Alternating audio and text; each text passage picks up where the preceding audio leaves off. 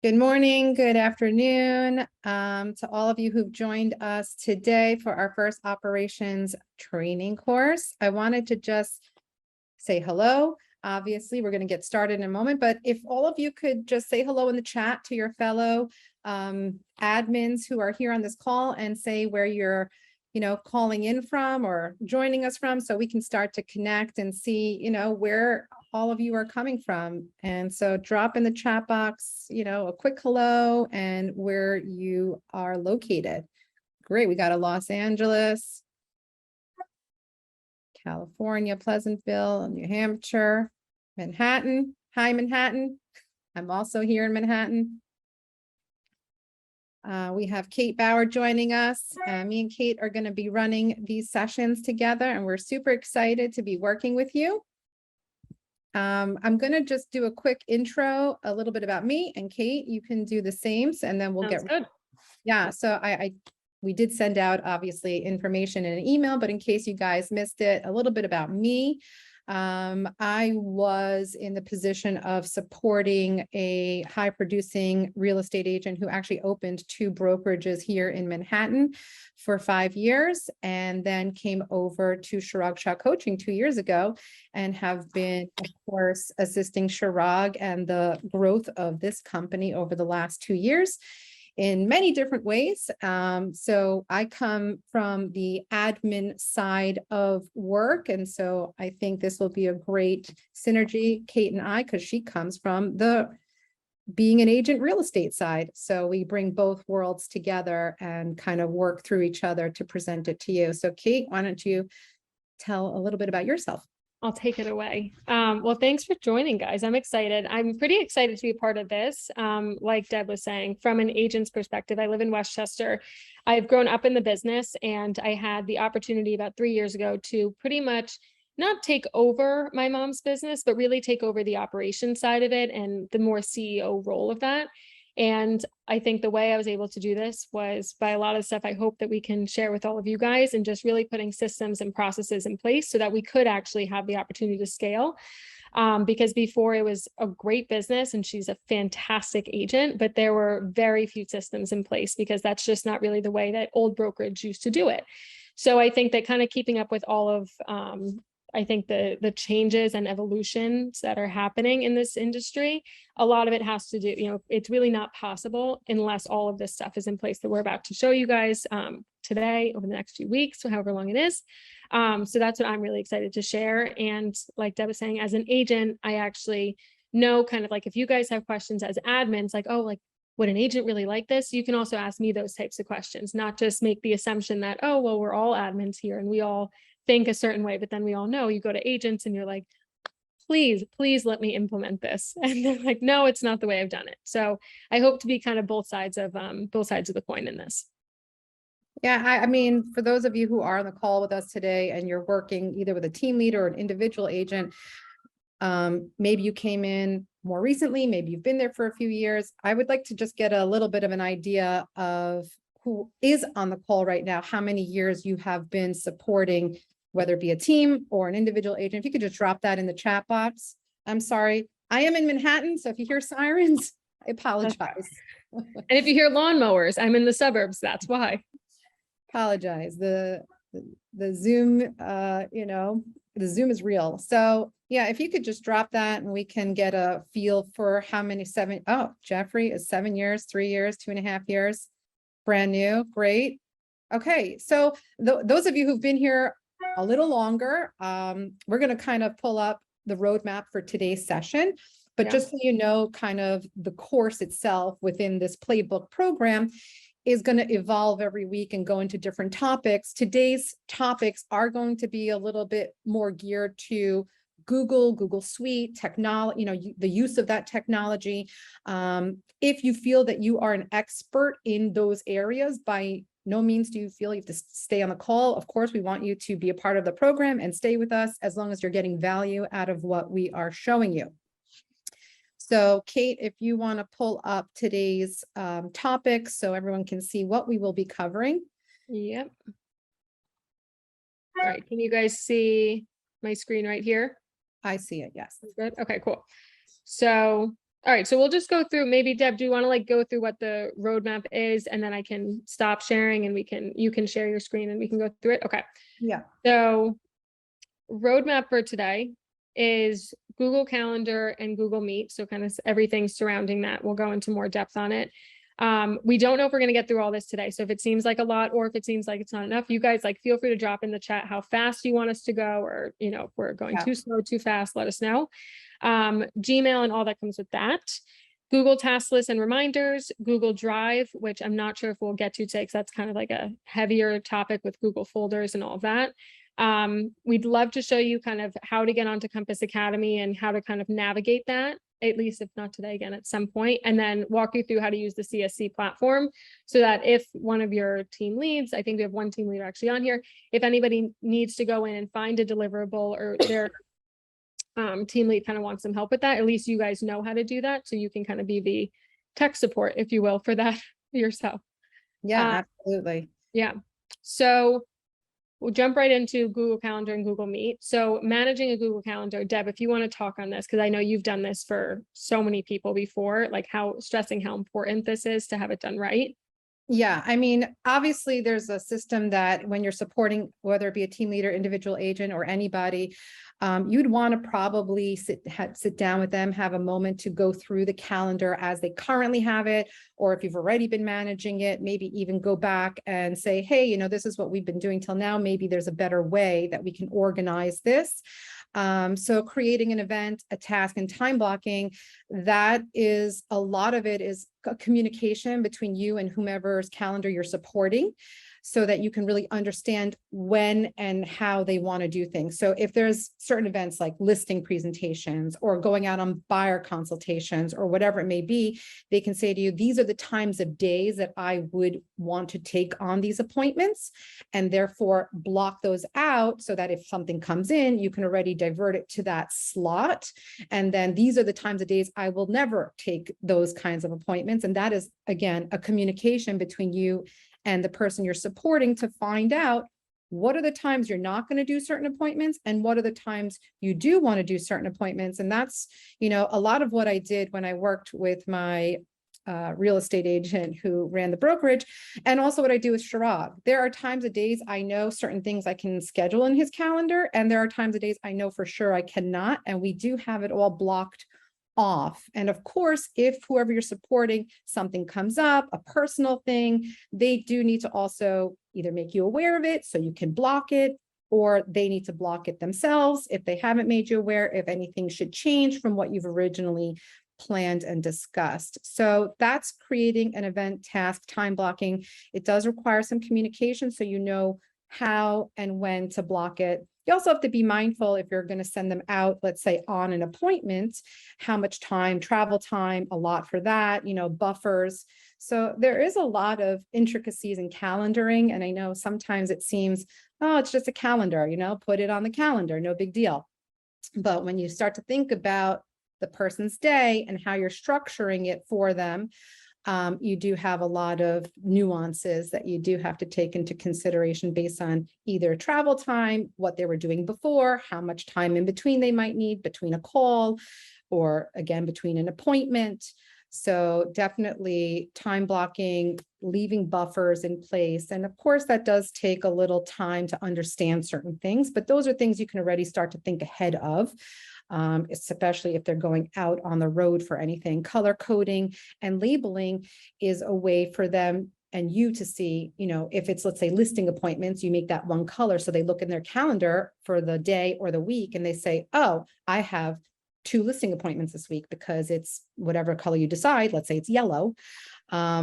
And then they can easily take a snapshot of their week, understand what's coming up, and then from there, understand what work needs to be prepared for those appointments. So that's just an idea. Of course, you come up with your own color coding, but there should be a color code for personal.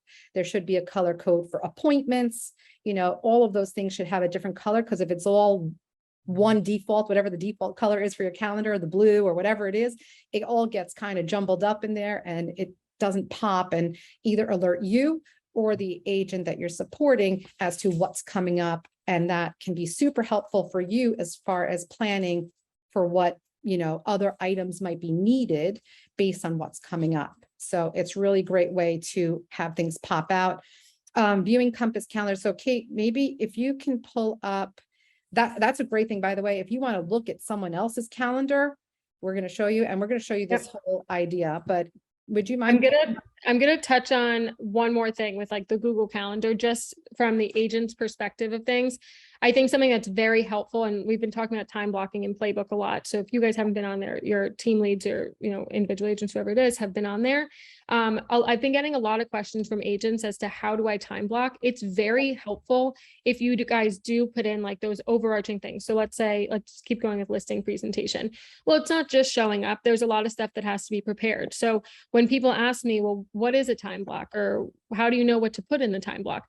That's a great example of like something that you could make a Google task that then will need a time block. It could still be the same color as a listing presentation, but that's like their prep time for it. So also putting in tasks, what do they need? Do they need to bring a CMA? Do they need to bring a listing presentation with them? Does it need to be binded? Does it need to be binded by a certain time? Is the office open at a certain time? Right. These are all things like, as an agent, those are like the small nuances that in my day, if it's not done, like throws me off. Like if I've been to the office, it's not open, the admin's late, like the admin to open up the office is late, and then I don't have a listing pitch book to walk in with.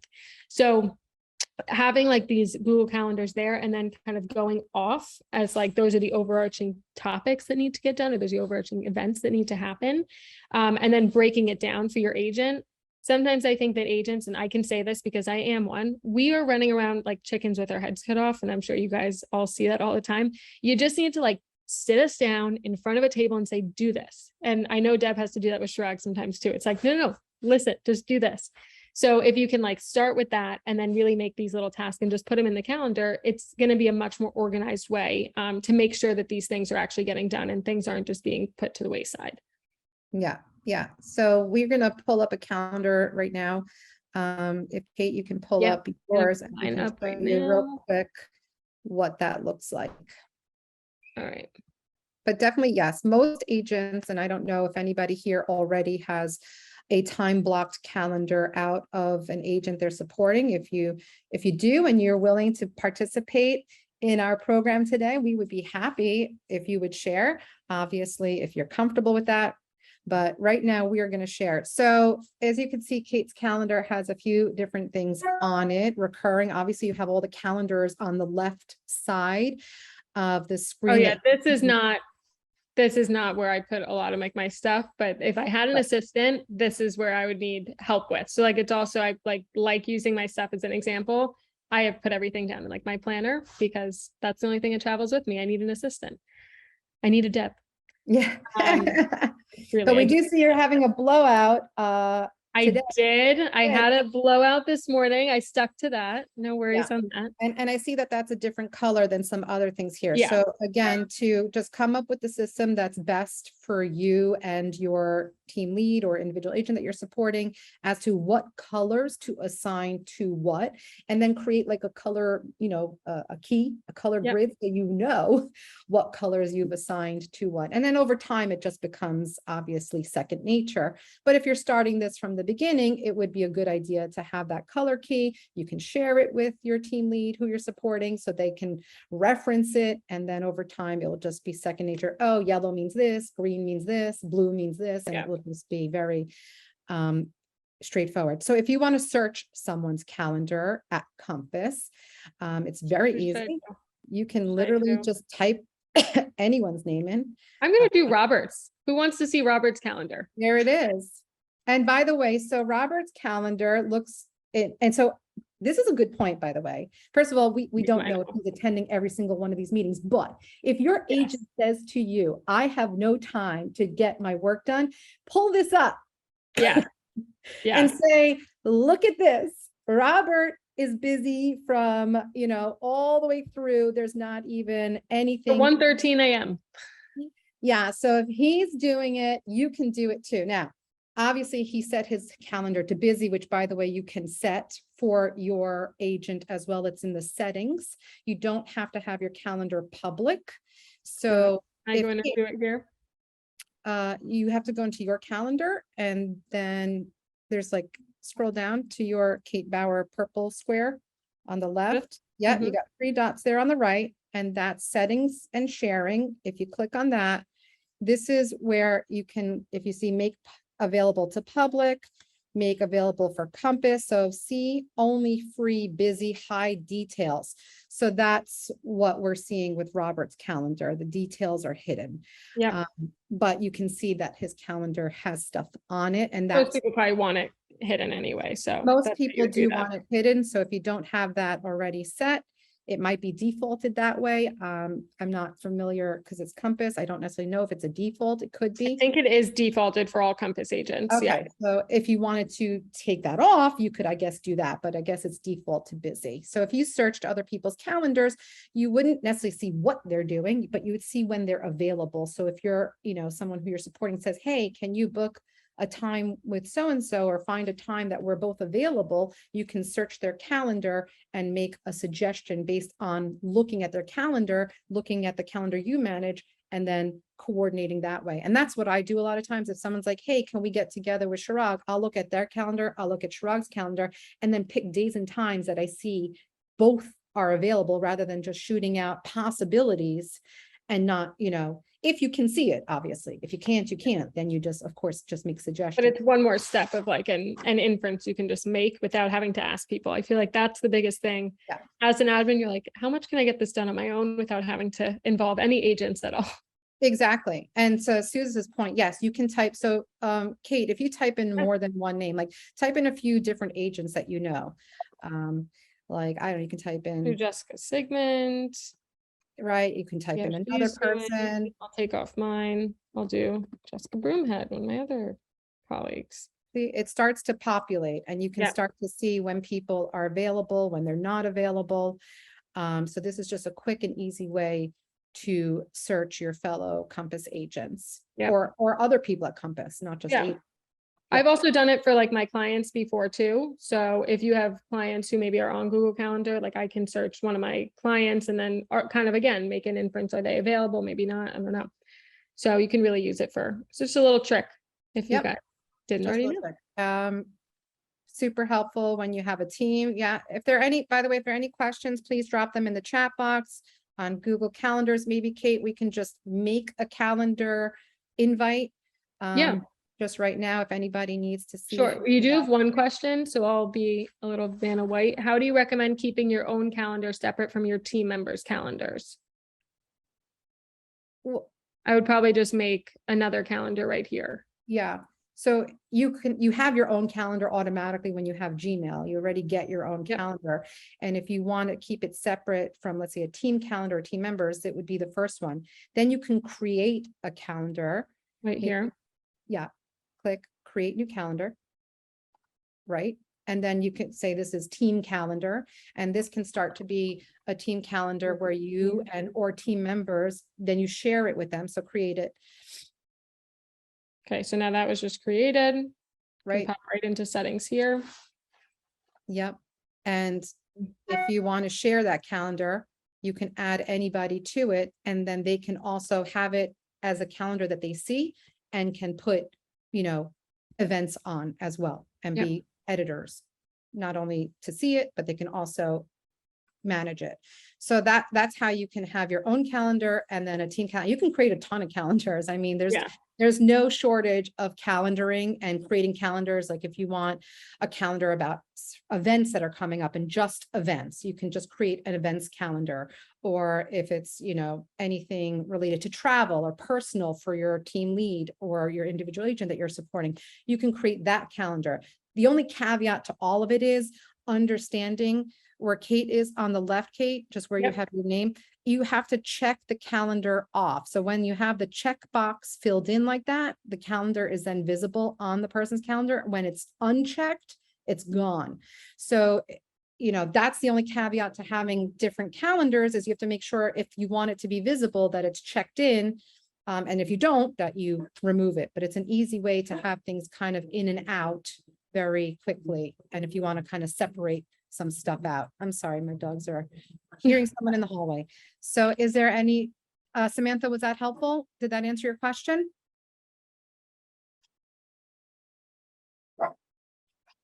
Fingers crossed. Fingers so. crossed. Okay. Yeah. we have that, but not all the agents on the team use it yet. Right. So and we're going to continue talking about that. Thank you, Samantha. The use of these systems is not always going to be adopted. We have to try, we build it, and we try to get people to actually participate in it. But the reality is, as an admin, we do have to really be super supportive of agents and help them to implement. So, I'm sorry. Kate, can you just take over there? Yeah. I'm gonna get my dog to stop barking. Yeah, I mean, you can't, and we all know this, you can't force somebody to do anything, but it's exactly what Deb's saying. You can support them and you can get them as comfortable with it as possible. Just being an agent, and I coach agents as well, there's roadblocks that they don't even know that they have or why they have them. So, and that's usually like the stopping point of them wanting to jump over that hurdle. Again, I took over a business from somebody after 20 years. There was a lot of pushback when it kept pushing into new things and trying to get more things integrated. And now it's like, she's totally good with it. She just needed to be like pushed a little bit beyond it. So, you need to do it in a gentle way.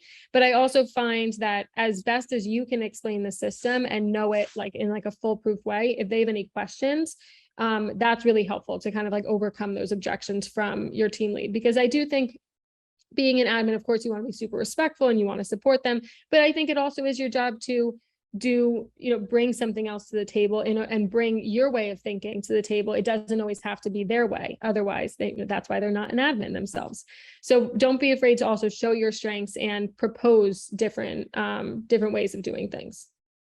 Yeah, and to the point of team members possibly not getting on board and putting things onto the calendar, then if you are supporting more than just the team lead and you are a support to the agents themselves, as much it would be great that they could all go in themselves and put whatever's supposed to be on there. If they have appointments or things that they're, supposed to be doing and adding to the calendar so that everyone has visibility, then it would be a great system. If they can't do that, at least you come up with a secondary system of possibly a sheet where they could deposit information, or you email them and you pull the information into the sheet yourself and you put it on the calendar to help them. Hopefully it's not so overwhelming that it becomes a full-time job just calendaring, but anything you can do to support your system so that your system continues to move forward and you have control over seeing what's happening. If that's your role, then you would have to kind of go out and kind of grab the information, always encouraging them to do it, but knowing that you might have to be the one to really spearhead it happening.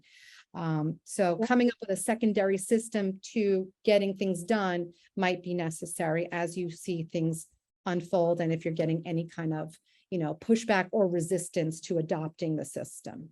Yeah. So if there's no more questions on calendaring, I think we can move on to the next. Yep. Do you want me to make a calendar invite or are we good? Oh yeah, we were up to that. Yeah. Okay. So if we just open any spot on the calendar, obviously you would add the title of the events and you would add underneath that, the date.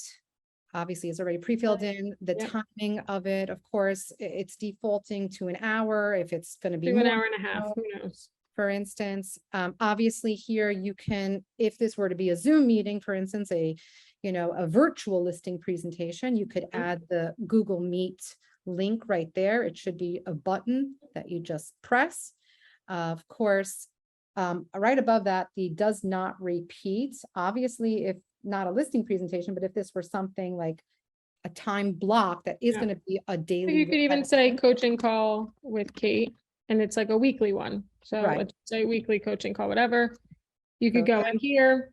Great. Every single Tuesday this happens. Every single Thursday, sorry, it happens. And then I also say, like, if you don't want that to literally go on forever, you could do custom here. And then you could say after, oh, okay, great. Like, whoever, Deb just bought 16 coaching sessions with Kate. So we'll do this after 16 and it'll only go and then it'll stop after those 16, obviously. Exactly. So if it is something that's meant to go forever, you can just leave that alone. If there's an end date, you can pick an end date, or you can pick a number of sessions depending on what, of course, you are booking. So that's a quick and easy way to have something go through the whole calendar to the time frame that you want it to without having to, of course, go one by one. Are there any questions on that? Well, I think we are good to move on. Cool. Yeah. Oh, wait, I'm sorry. Yeah. Then, of course, you would add people to that invite if Yes. anybody were The to add guests part. add guests. So in there, obviously, email addresses get put in.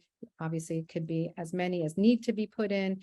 And then they would get notified that, Yep. once they save it, they'll get the email with the calendar invite. Yep. And that's how you add a guest. Cool. So I think we can move on from calendars. Okay. So Have a few minutes left only. yeah, so we'll go in.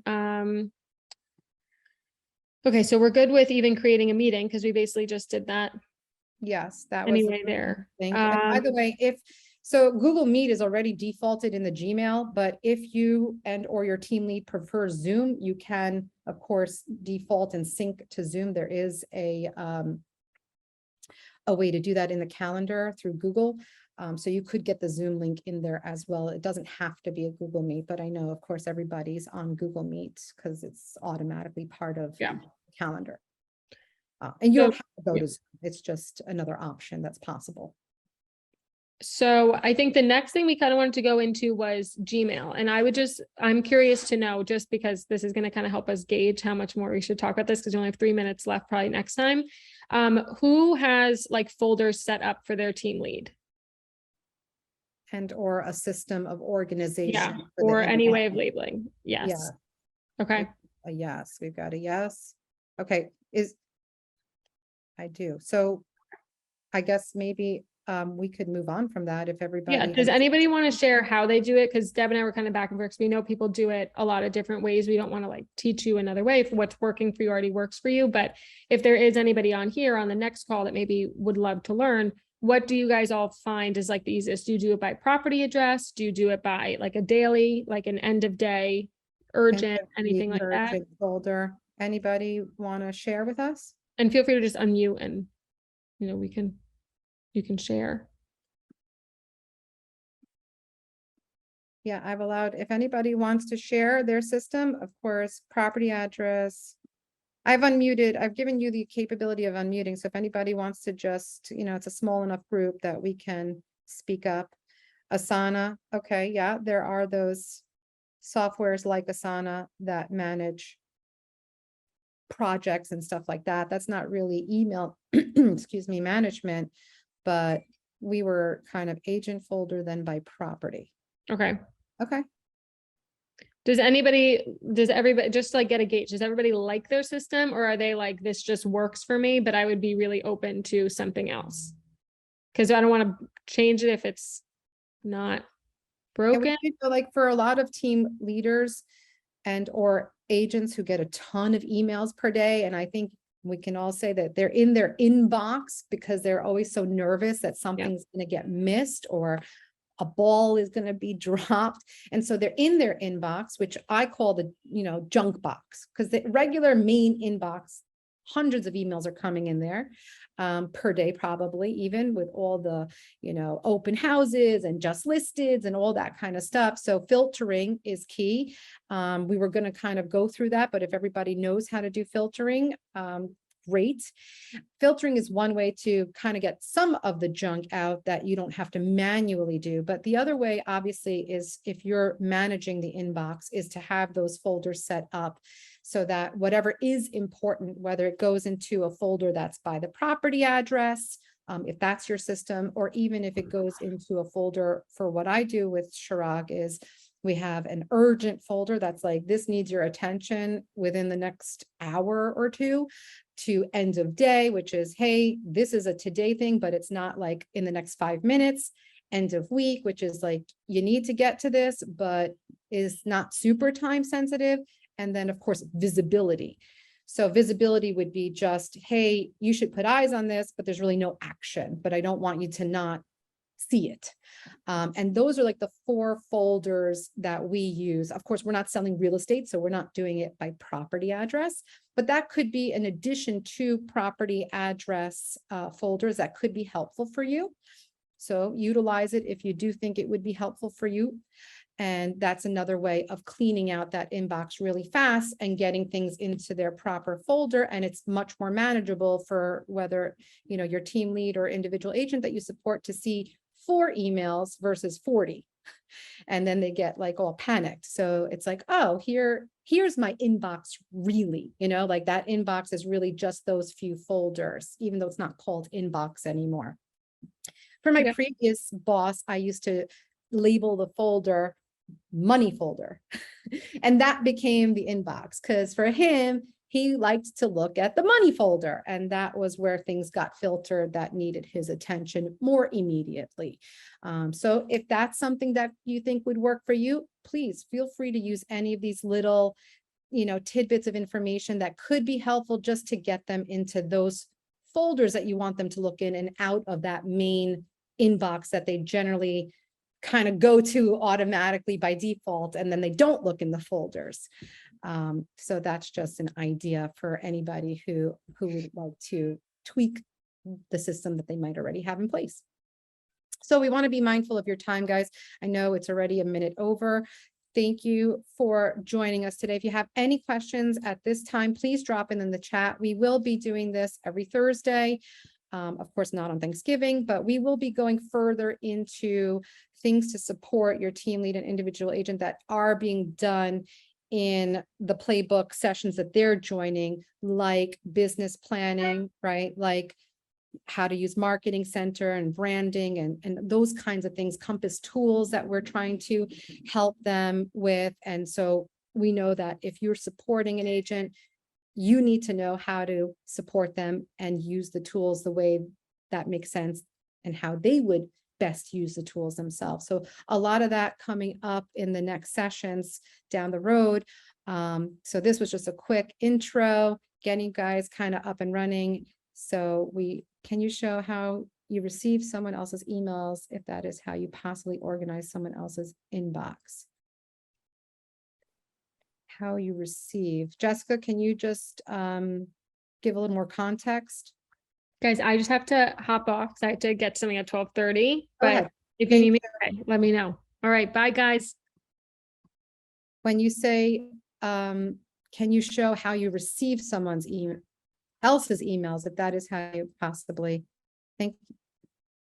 I just need a little more context. Are you not in their inbox specifically? Hi, can you hear me? Yeah, I hear you.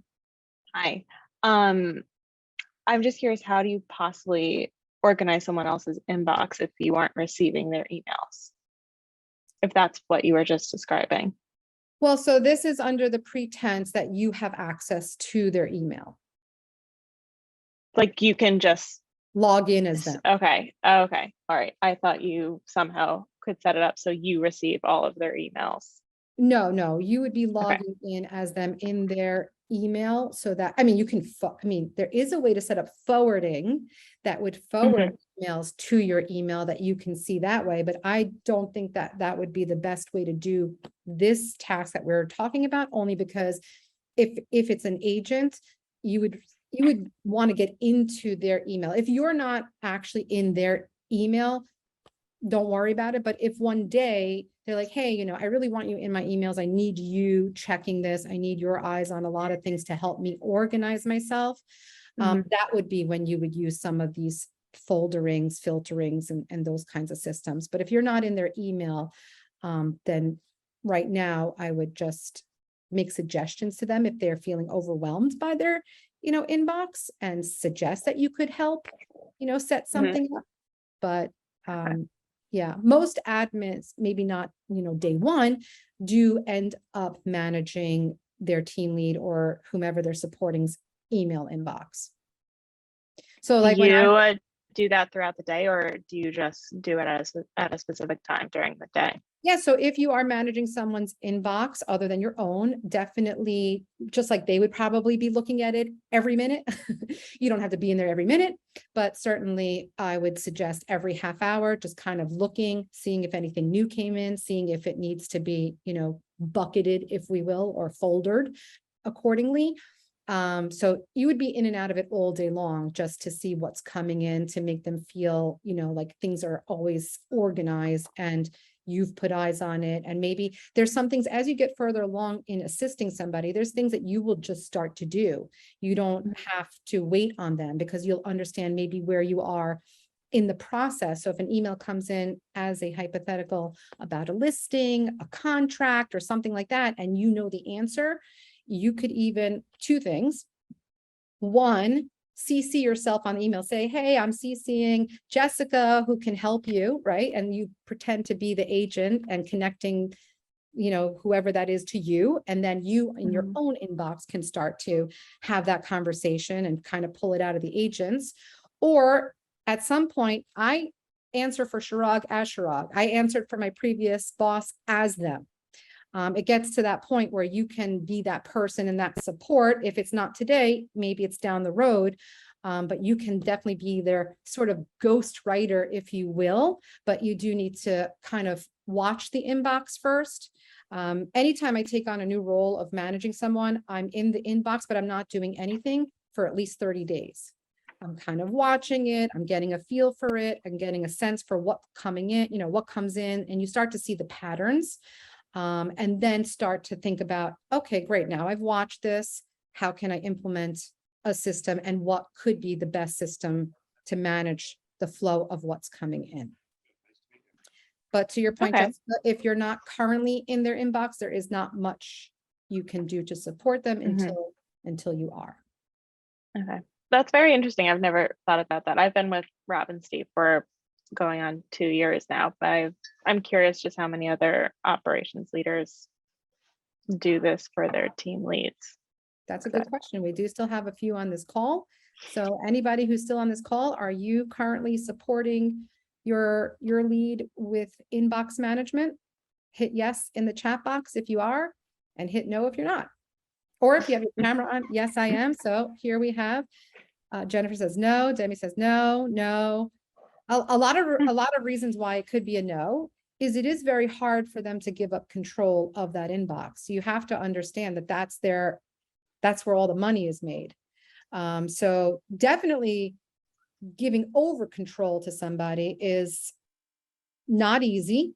A lot of trust has to be built. And it's not to say that they never go into their inbox. Obviously they do, and they have access to it. So it could be just kind of a little bit of a, teaming up to help support them. You could bring it to your team, Robin's attention, say, hey, would it be helpful to you if I also had access to your emails to help you and see, where we can come up with a system so that you don't feel overwhelmed? Maybe they're open to it, maybe not, but certainly just try and see if that's something you would even want to take on. Obviously, first things first. If you don't want to take that on and you're not being asked to, you don't have to, but it could be another way of showing value and supporting them. Okay. Do you have easy instructions on how to advise on providing access? I've attempted a couple of times. Easy instructions on providing access. I mean, you do need their email and login password to log into the email. If Suze is still here, I don't know, Suze, if you can answer if there is any other way to get access, but that's how I've gotten access myself on every other inbox that I support, and that is having the actual password. Yeah, that's the only way to get access to it. If you like Jessica previously mentioned, just want to receive one of your agents' emails or your team lead's emails into your inbox, you can certainly set up forwarding. It's not like an easy, right, simple process. There's multiple steps to it. You can certainly do that, but like Deb was mentioning before, the issue that you run into with that is when you go to reply, you're going to be replying as yourself and not as the person you're representing. So it could get a little bit sticky there. Yeah, the simplest way is to simply just have the login and password. And if the person you're supporting isn't necessarily willing to give that up, then that's when you can step in and try to come up with a process to make things simple to support them in a way that, that works best for them without them feeling like they don't have control. And Deb's example of saying, I'm looping in my admin, Jennifer, to assist, that's the quickest way. As long as they stay on top of that, then you'll be able to assist. So yeah. Absolutely. Yeah, that is the only way. So thanks, Suze, for just clarifying. I just wanted to make sure I was aware of all the intricacies that Gmail offers, but yes, the forwarding is an option, but it's not a great option for this type of assistance. Forwarding is good, by the way, if you have an email that's kind of defunct and you're not using it anymore and you want people to start recognizing the new email. So you take whatever might still be coming in there and having it always come to your new email so that you can respond where you are checking your mail. So that's that option, and that's really what it's best used for. All right, guys. Well, I appreciate you staying on a little longer. If there are any other questions, I'm happy to answer them while we're still here. Want to be mindful of your time. Thank you guys so much. This was a great first session. Again, more to come, diving in to Compass tools, diving into all things that Compass has to offer, and of course, other things that we can bring in from the CSC side to pair with what Compass already offers you guys to really help you help your team leads and support either team members. Sue's saying, if you're not already using Google Chrome, make the switch. It makes managing multiple inboxes so much easier. Yeah, so how you log on, obviously, onto the internet through Chrome will be much easier. You have your profile, you can have all those kinds of settings saved in there. Managing multiple inboxes becomes much easier. So if anybody needs assistance with that, we can talk about that next week and show you. Thank you guys again, and we look forward to continuing next week at 12 p.m. Eastern, 9 a.m. West Coast time. Thank you guys. Thank you. Take care. Yeah.